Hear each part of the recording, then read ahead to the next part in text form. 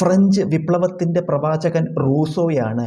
French വിപ്ലവത്തിൻ്റെ പ്രവാചകൻ റൂസോയാണ്. പണ്ടാരപ്പാട്ട വിളംബരം പുറപ്പെടുവിച്ചത് ആയില്യം തിരുനാൾ രാജാവിൻ്റെ ഭരണകാലത്താണ്. പണ്ടാരപ്പാട്ട വിളംബരം പുറപ്പെടുവിച്ചത് ആയില്യം തിരുനാൾ രാജാവിൻ്റെ ഭരണകാലത്താണ്.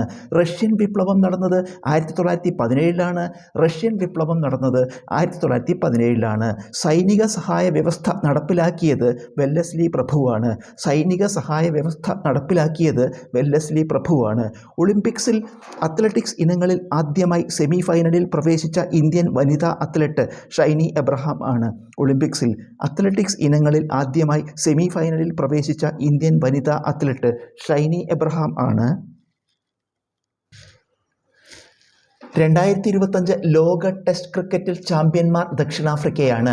2025 ലോക ടെസ്റ്റ് ക്രിക്കറ്റിൽ ചാമ്പ്യന്മാർ ദക്ഷിണാഫ്രിക്കയാണ്. 20 ദിന പരിപാടി കൊണ്ടുവന്നത് ഇന്ദിരാഗാന്ധിയാണ്. 20 ദിന പരിപാടി കൊണ്ടുവന്നത് ഇന്ദിരാഗാന്ധിയാണ്. പശ്ചിമഘട്ടത്തിലെ പാലക്കാട് ചുരം ഏതെല്ലാം പർവ്വതനിരകളെ വേർതിരിക്കുന്നു? ഉത്തരം നീലഗിരി മലനിരകളെയും നെല്ലിയാമ്പതി മലനിരകളെയും. പശ്ചിമഘട്ടത്തിലെ പാലക്കാട് ചുരം ഏതെല്ലാം പർവ്വതനിരകളെ വേർതിരിക്കുന്നു? ഉത്തരം നീലഗിരി മലനിരകളെയും നെല്ലിയാമ്പതി മലനിരകളെയും. പ്രസിഡന്റിന് സത്യപ്രതിജ്ഞ ചൊല്ലിക്കൊടുക്കുന്നത് ആരാണ്? ഉത്തരം ചീഫ് ജസ്റ്റിസ് ഓഫ് ഇന്ത്യയാണ്.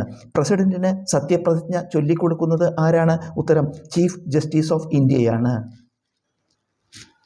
ലോക്പാലിൻ്റെ ആദ്യ അധ്യക്ഷൻ ജസ്റ്റിസ് പിനാകി ചന്ദ്രഘോഷാണ്. ലോക്പാലിൻ്റെ ആദ്യ അധ്യക്ഷൻ ജസ്റ്റിസ് പിനാകി ചന്ദ്രഘോഷാണ്.